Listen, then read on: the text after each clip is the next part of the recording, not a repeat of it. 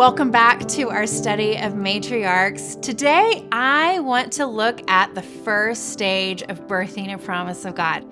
I call it receive the promise.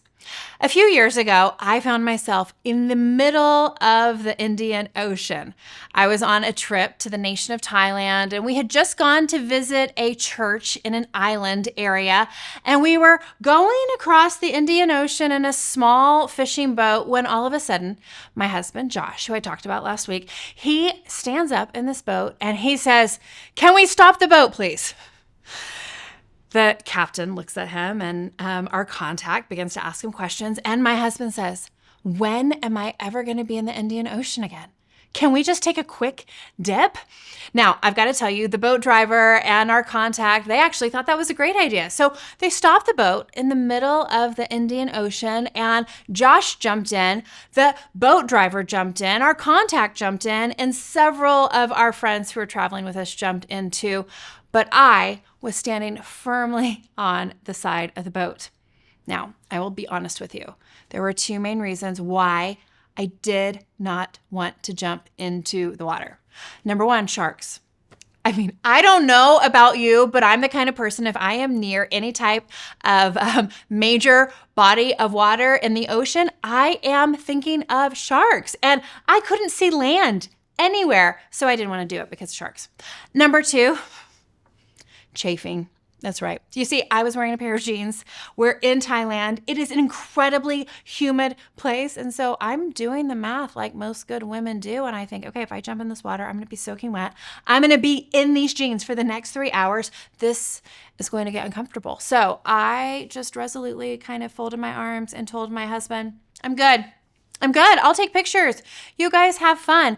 When all of a sudden Josh looks at me and he says, "Hey, Paige, isn't this the year of capture the moment?" Now, I've got to give you a little backstory to that. You see, I'm one of those people who every year on January 1st, I come up with like a word or a theme or a verse or something I'm going to focus on for that year. And it just so happened that the year of jumping into the Indian Ocean, my theme was capture the moment. I remembered that just a couple months before, I had told my husband, Josh, this is the year that I am going to be bold. I'm going to be brave. I'm going to say yes to whatever God asks me to do. And not just what God asks me to do, but I just want to be more spontaneous and fun. And so he looks at me, says, "Isn't this the year of capture the moment?"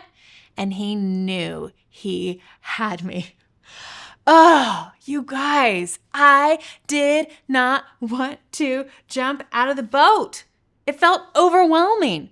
And that's a silly story, but can I tell you that I feel like sometimes we get this idea, this promise, this dream in our heart, and it's like God is saying, hey, capture the moment. Jump out of the boat. I dare you. Come on. Say yes. Actually receive the promise.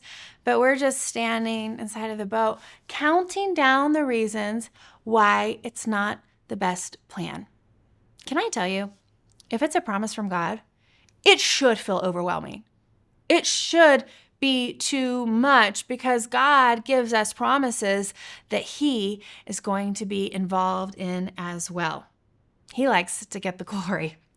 Our matriarchs learn this in all of them. They all see this come to pass in their own lives, but I want us to look for just a minute at Sarah, who's originally named Sarai. We first read about her in Genesis chapter 11, verse 30. We literally get this description of her before we hear of any promises. And this is what it says in chapter 11, verse 30. But Sarai was unable to become pregnant and had no children. Now, this might just seem like a little paragraph or sentence that just describes her to us. But it's clear that the author of Genesis is trying to set us up for this story of promise. And the story is starting off by making us aware of the fact that Sarai is going to be the weak link in God's promise. It says she was barren and she had had no children. Most scholars think it's interesting and not a coincidence that it mentions both that she was barren and had no children. Later on, we're going to read about Rebecca, who was barren, and Rachel, who was barren, but only Sarai is mentioned of being barren and having no children. You see, it's clear her body didn't work. Her body literally was betraying her, and in a time and an age when having a child for a woman was critical, was crucial. It meant that she would have value in her community. And not only that, it meant that she would have future children to provide for her if she one day became a widow. So this is a problem. God starts off his story about his family of promise, making it clear that there is a problem, and yet he still has a promise. Can I tell you, as I was standing on the side of that boat, there was only one other person in the boat with me. She was an older Australian woman, and I wish I could do an Australian accent, but basically she looked at me and she goes, "Well, darling," she literally said darling, and before I knew it, she dove into the water. And I felt like I heard the Lord say, "Hey, Paige," like literally this is a picture of your life. I am going to keep asking you to jump out of the boat and into my deep waters, and you will always have reasons why it's not a good idea. You'll always have reasons why you are the weak link in the promise, but just try me. I dare you. Go ahead and jump.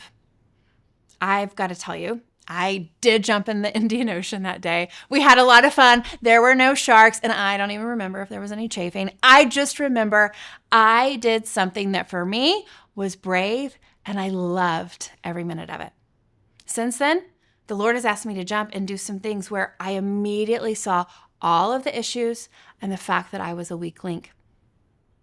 This book that you're holding in your hands, it follows a book that I wrote previously. And that book, I had to jump when God told me to write it because I'd already faced a lot of rejection.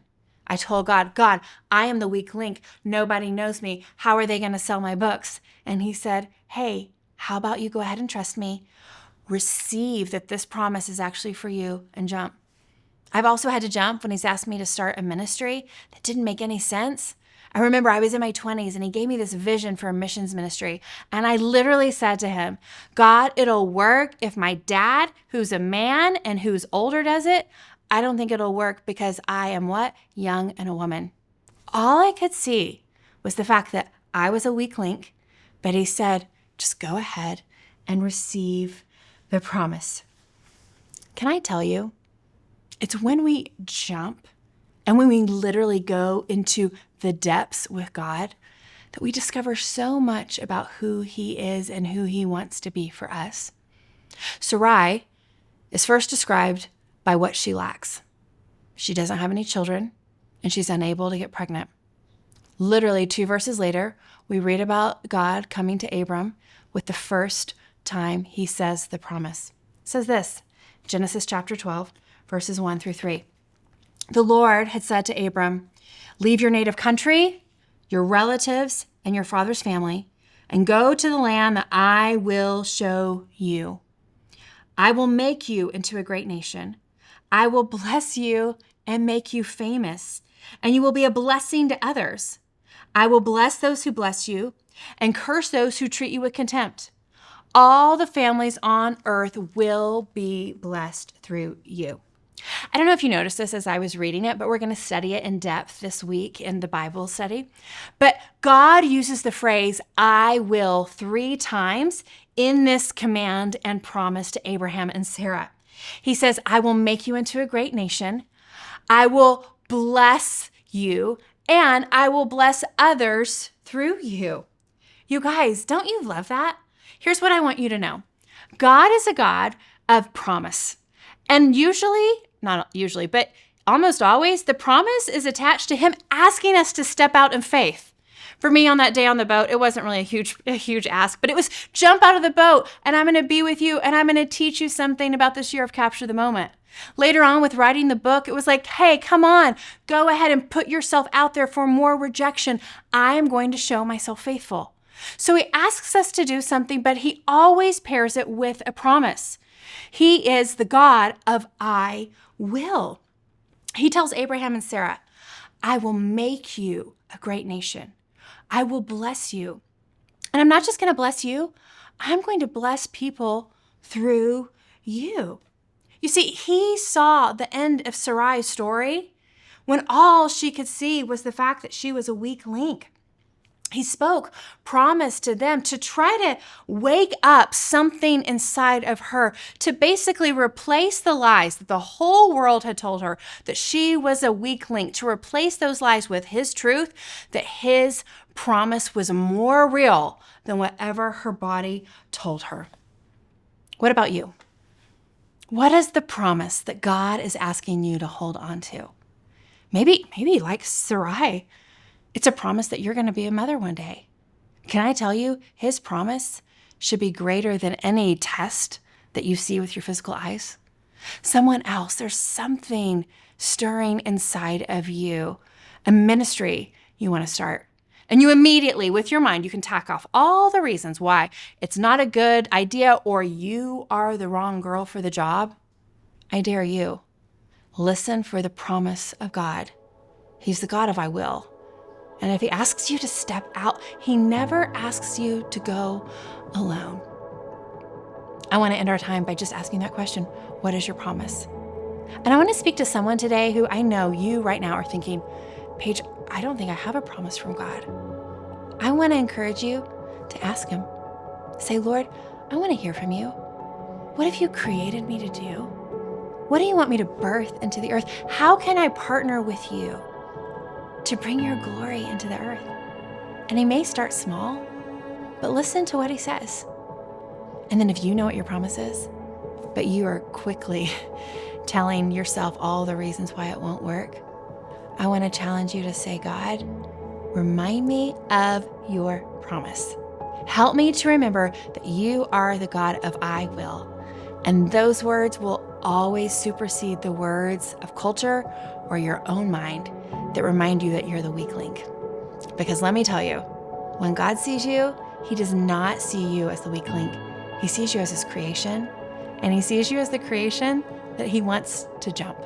So take it from me. I promise it might be scary, but the jump will be worth it. Let's work on receiving his promise this week.